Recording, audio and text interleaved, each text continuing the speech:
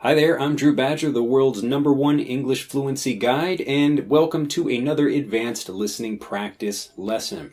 I like to remind people at the beginning of each one of these episodes that you should please enjoy some of the different series, earlier videos that I've made, maybe talking about grammar or phrasal verbs or idioms, something like that, where I'm speaking with a slower and more clear voice. That way you can understand everything and prepare yourself to understand and enjoy all of the things that I cover in this series. So this is where I speak at native or faster than native speed, and well, if you're prepared for this lesson, let's begin.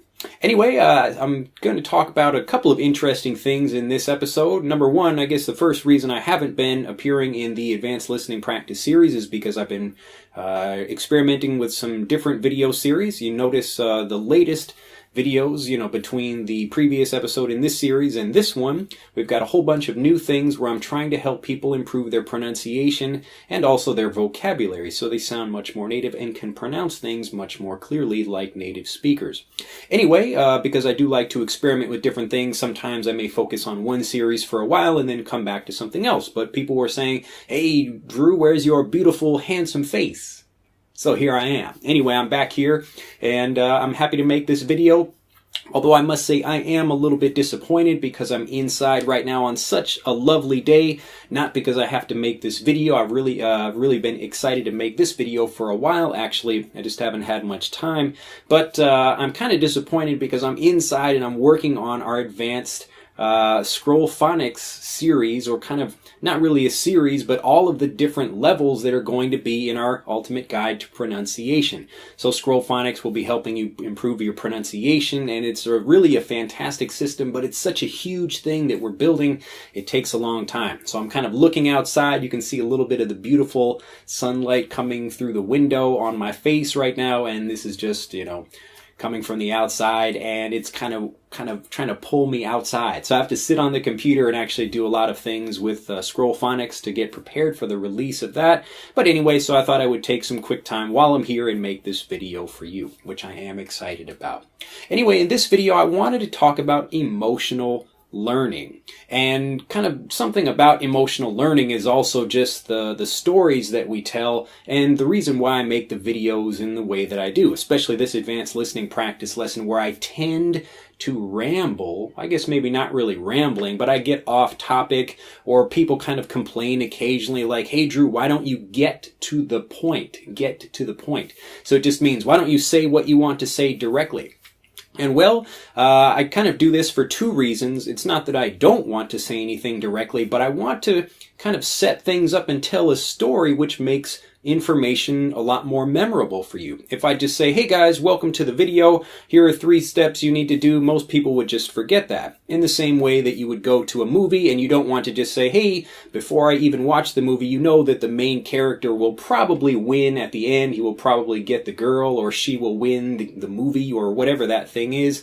You don't go to the movie theater to know what's going to happen because you already know what's going to happen. You go to watch the story, and it's the story you connect with.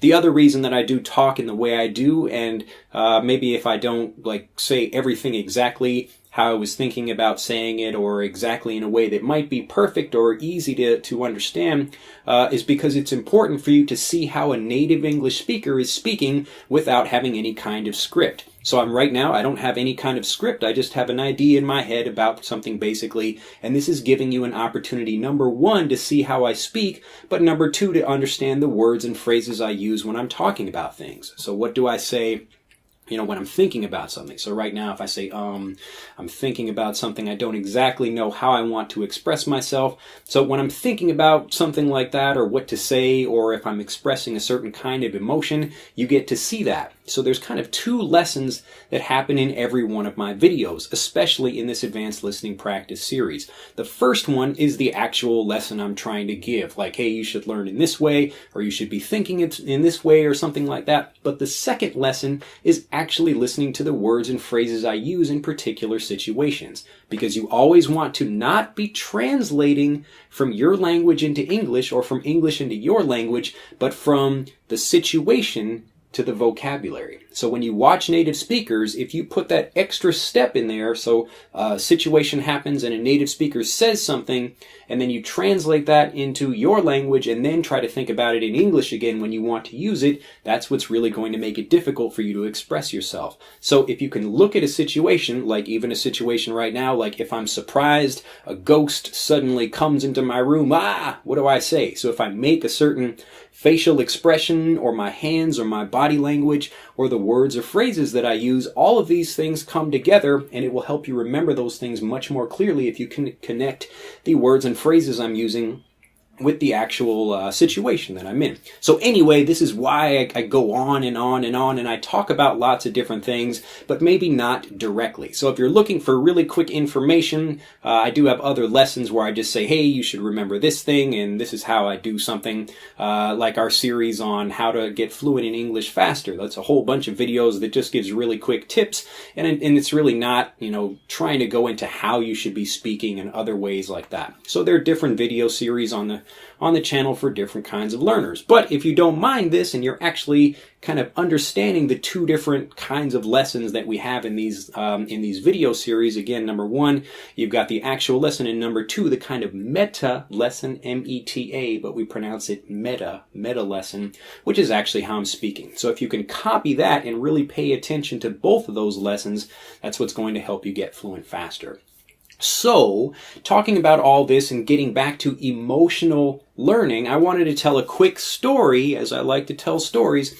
So this one was actually from a long time ago when I was about maybe 10 or 11 years old. I had a birthday party at McDonald's. So back, where I lived in Chicago, the local McDonald's, kids would sometimes go there, and, it was actually a lot of fun. I went there with, maybe like 10 or 12 of my friends, and we got some of like the old Happy Meal boxes and stuff. So my birthday is in September, but I got like, I don't know, some old Christmas toys and Halloween stuff, even a lot of just like little things that we got from McDonald's that they aren't really doing anything with anyway, because those toys aren't being given to children for the new season or the current season at that time. But anyway, so it was a lot of fun. We get to go to McDonald's and we get some like reduced prices on stuff, and they also let us go behind the counter. So we got kind of a tour in the back of McDonald's, and I don't know if people can still do this now. I'm sure maybe some McDonald's you can have a birthday party there. I haven't really heard about that, but it was kind of something people did when I was younger. And they also let us go into the freezer, because I think around that time there had been like a robbery of a McDonald's, not that McDonald's, but a different McDonald's back in Chicago. And what the robbers did was tell the staff to go into the freezer, and they kind of like locked them in there. I think they were safe though, like somebody let them out. But anyway, we were like, hey, can we go in the freezer too and see what it's like? So, we were just being kind of silly kids, and we wanted to check that out. Anyway, the interesting thing about this is that my mom sent me a mail, just a regular email, not that long ago, with a picture of a cup that she got from that party. So again, McDonald's, they're just like giving us random stuff because we're having a birthday party over there. And one of the things that she got was a little cup with a kind of cup holder section at the bottom. Now, I don't have this cup, but I will put a picture of it up here for you. And there you go. So you get to see what it looks like. Now, this is just a simple, plain, boring McDonald's cup. It's even got the address of the McDonald's where it used to be. Actually, I don't think that, I guess that McDonald's maybe isn't there anymore, or it moved or something. I don't know what happened to it. I haven't been there in a long time. But anyway, just looking at the cup by itself, it's just a yellow cup with some red letters on it and the symbol for McDonald's, and there's nothing amazing or spectacular about the cup, although my mom really did like how the design of it was specifically fit. It's kind of a little coffee cup, a coffee mug, made out of plastic, but it's a really great size for cup holders, or at least kind of it was, many years ago. I don't know if it is or not anymore, but she's kept this mug this whole time. So that was like 25, 26, 27 years ago, something like that, whenever I had the party. But she still had it, and she still keeps it and still drinks from it and travels with it and does different things. But again, the kind of the whole reason I want to explain all this is because the emotional connection of all of the story, all of the ideas that go into this one thing, like there's nothing about the cup that's amazing. It's just a regular cup, but all of the ideas and the emotion that come out when you look at the cup, and like my mom, maybe she's cleaning out her kitchen and maybe she finds the cup somewhere and says, wow, and all of a sudden all of these emotions come flooding back to her. And these are the things that you should be thinking about when you learn. As I study Japanese, I actually try to study less. I don't really sit and study much textbook learning at all. I don't really like learning that way. Maybe occasionally I'll look at a dictionary just to find some kind of information, but then I'll focus on that word and really try to use it over and over and over again, and I copy people all the time, and I try to really limit myself to the kinds of things I study. So maybe, I don't know, not more than like a few words a day. And so that's what I do in Master English Conversation. We have maybe, I don't know, like 5 to 10 words, if that. I think it's probably actually far less than that we would have people learn. But what I want to encourage you to do is, number one, to learn less if you want to get fluent, and then actually have something that you can practice with. But the second thing is that you should be emotionally connecting with these things. Now, this is a related story, but I think I remember maybe it was like a year ago or 2 years ago, excuse me, that I was watching, or I was actually reading an article online that was talking about some goods that were being sold on eBay. And they were doing a comparison between just the object by itself, so it could be a plate or some little toy or a picture or something like that, or the object with a story in the description. And they wanted to see which one sold better. And obviously they found out that the one with the story sold better, because this is what people are connecting with. People do buy things, but really they're buying a story. They're buying the experience of a thing. So if I say, hey, here's a cup. Would you like to buy this for $5? And it's just a regular cup. And you say, well, there's nothing special about this. Why would I buy that for $5?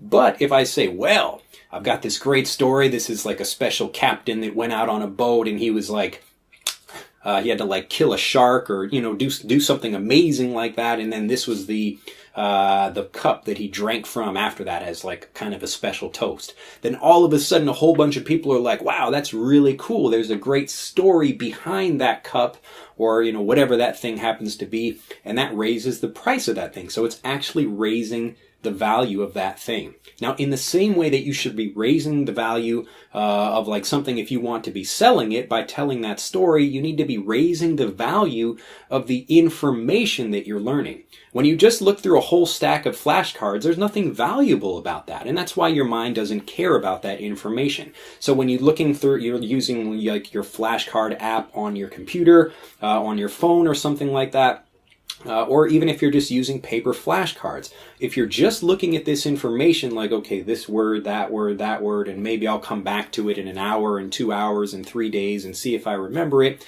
Number one, you're not going to really remember that. And number two, what would be the point? Why spend your time thinking about these words if there's nothing valuable? And by valuable, I mean like actually memorable to you.